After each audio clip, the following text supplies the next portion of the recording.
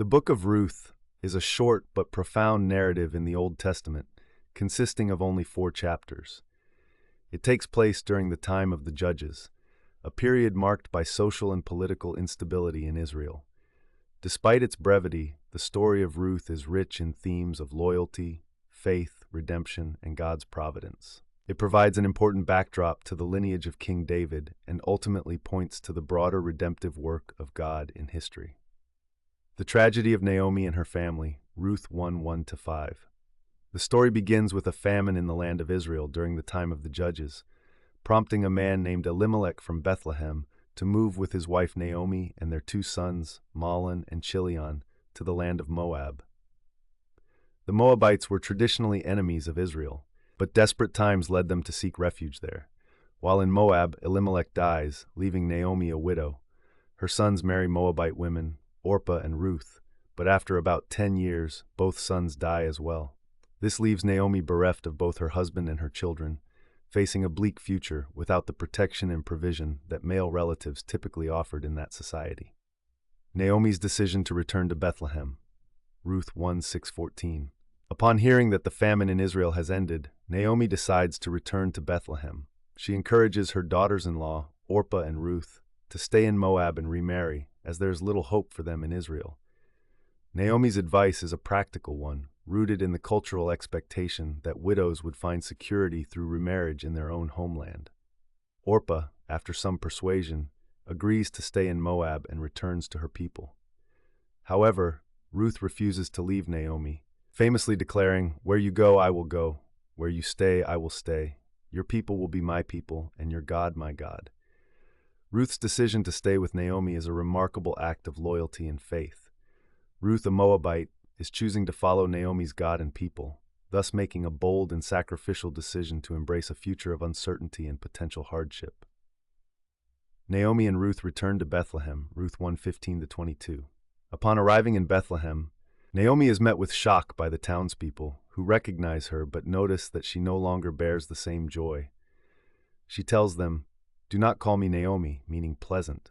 "Call me Mara," meaning bitter, for the Almighty has made my life very bitter. Naomi feels abandoned by God, and her grief is evident. Despite her bitterness, the story shifts toward hope as Ruth, her Moabite daughter-in-law, is with her. The timing of their return is significant because it coincides with the barley harvest, setting the stage for God's provision and the unfolding of his plan for Ruth and Naomi. Though Naomi is consumed by sorrow, this new chapter in their lives is about to reveal the providential care of God. Ruth meets Boaz, Ruth 2:1-23. Ruth, understanding the cultural customs of gleaning, goes to the fields to gather leftover barley. She happens to work in the field of Boaz, a wealthy relative of Naomi's late husband, Elimelech. Boaz notices Ruth and, after learning of her loyalty to Naomi, shows kindness by ensuring that she is protected while gleaning. He provides extra grain for her to collect, and his generosity helps Ruth to return to Naomi with a considerable amount of food. Boaz's kindness is notable for several reasons. First, it reflects the practice of gleaning, where the poor and widowed were allowed to gather leftover crops from the fields. Second, Boaz's actions go beyond mere generosity. He demonstrates concern for Ruth's welfare and safety in a society where women, especially widows, were vulnerable. Naomi recognizes the kindness of Boaz, and upon hearing that Ruth has been working in his field, realizes that he is a kinsman redeemer. This term refers to a relative who has the right and responsibility to redeem or rescue a family member in distress, such as by marrying a widow to preserve the family line. Naomi's plan for Ruth, Ruth 3:18. In this chapter, Naomi devises a plan to secure a future for Ruth. She instructs Ruth to wash, anoint herself, and dress in her best clothes before going to the threshing floor, where Boaz will be threshing barley. There, Naomi advises Ruth to lie at Boaz's feet after he has finished eating and drinking, a gesture that is understood as a request for protection and a proposal for marriage. Ruth follows Naomi's advice, and when Boaz wakes up and finds Ruth at his feet, she asks him to spread the corner of your garment over me, since you are a kinsman redeemer. This action and request signify Ruth's willingness to enter into a legal relationship with Boaz under the rights of the kinsman redeemer. Boaz is impressed by Ruth's respectful and humble approach, and he agrees to fulfill his duty as the kinsman redeemer. However, Boaz also points out that there is another relative closer to Naomi's family who has the first right of redemption. Boaz promises to settle the matter the next day. Boaz redeems Ruth, Ruth 4:1-10. The next day, Boaz goes to the town gate, where legal transactions were conducted, and meets with the closer kinsman redeemer. He offers the relative the chance to redeem the land that Naomi inherited from her deceased husband.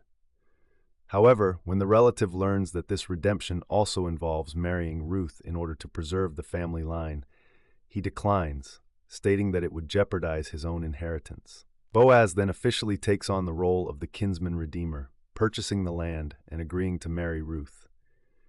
The elders and witnesses at the gate bless the union, and they pray that Ruth and Boaz's marriage will result in a prosperous family, one that will carry on the name of Naomi's deceased husband and son. The birth of Obed, Ruth 4:11-22. Boaz and Ruth marry, and she conceives a child, whom they name Obed.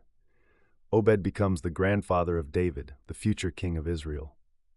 This connection to King David is crucial, as it ties Ruth, a Moabite, to the lineage of Israel's greatest king, and ultimately to the lineage of Jesus Christ, as Matthew 1:5 in the New Testament traces Jesus' genealogy through David and Ruth. Naomi, who had been bitter upon her return to Bethlehem, is now filled with joy at the birth of her grandson.